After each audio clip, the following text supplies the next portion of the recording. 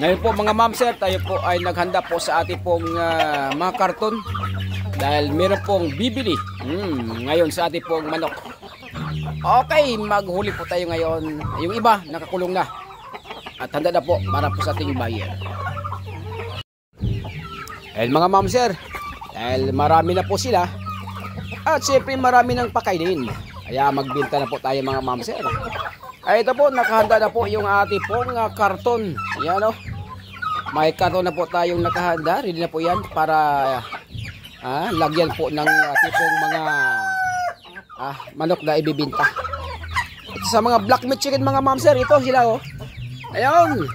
Yan, binibinta na po natin yan. Sold na pala. Nabinta na po pala yan. Kasama din ito mga ma'am sir oh. Ito mga black meat chicken natin nasa kulungan. Ayan, okay. Yung iba ay dito sa kabila, pupuntahan po natin. Ayan sila mga ma'am sir oh. Ayan. Ayun, nabili na po ito. Ayun oh. Ito ay sa kulungan dito ay nasa 8 po ito.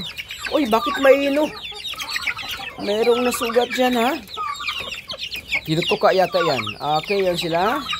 At sa kabilang kulungan, meron din po. Ayan po mga ma'am sir oh. Hello, kumusta kayo sa kulungan number 6? Ayan sila. Ayan. Yan, nabinta na po ito. Nasa 24 na mga sisiw na black meat chicken ang nabinta po sa atin mga ma'am sir.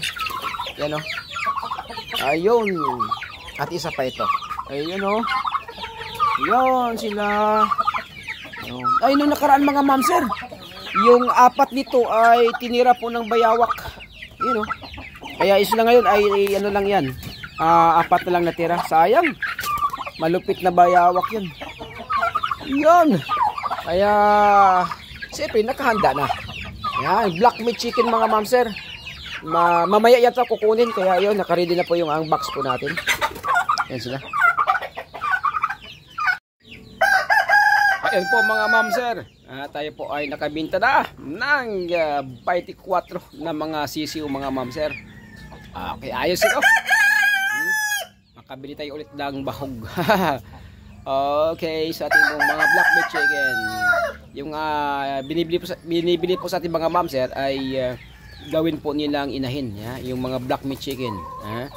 At nakita po nila na maganda din po sa katawan ang black meat chicken. Mataas po ang benepisyo, malaking benepisyo po ang black meat chicken. Okay.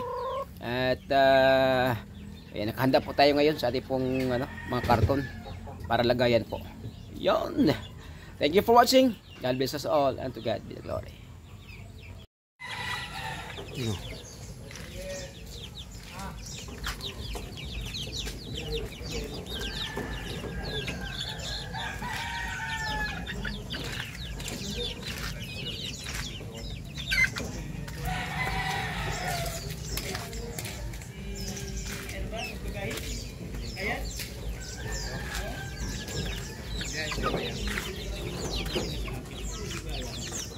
Minsan, nakikita nga kita doon sa may Kalagbangan.